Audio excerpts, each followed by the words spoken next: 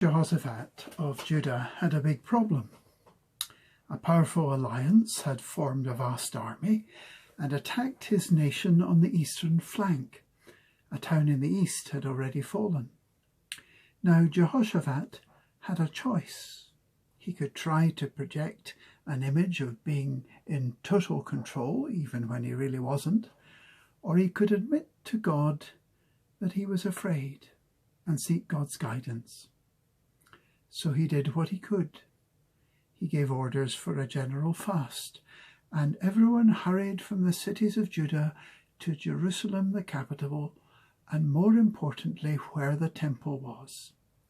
There in the courtyard of the temple, Jehoshaphat led the people in a public prayer.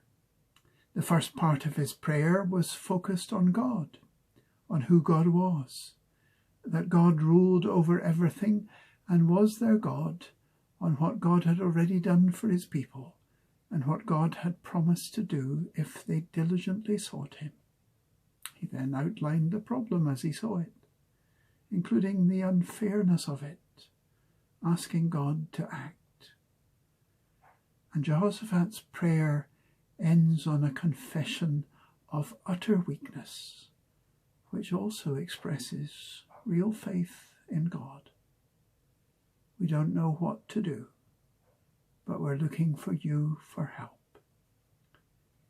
Jehoshaphat's prayer was answered in a remarkable way.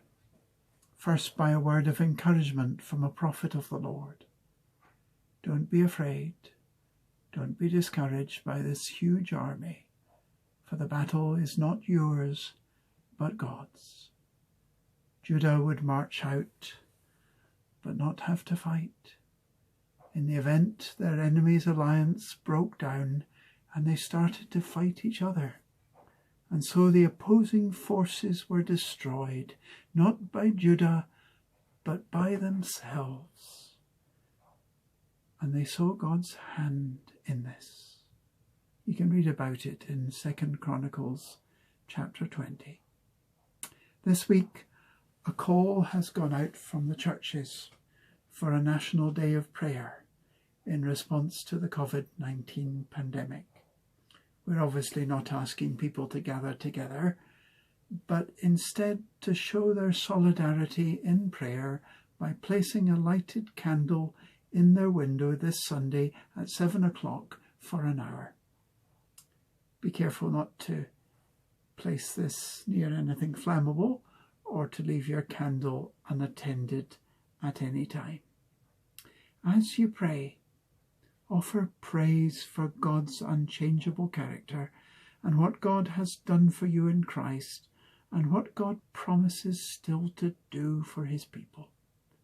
Tell God about the problem as it affects various people, the vulnerable people, the decision makers, those involved in health care, and ask God to act where we cannot.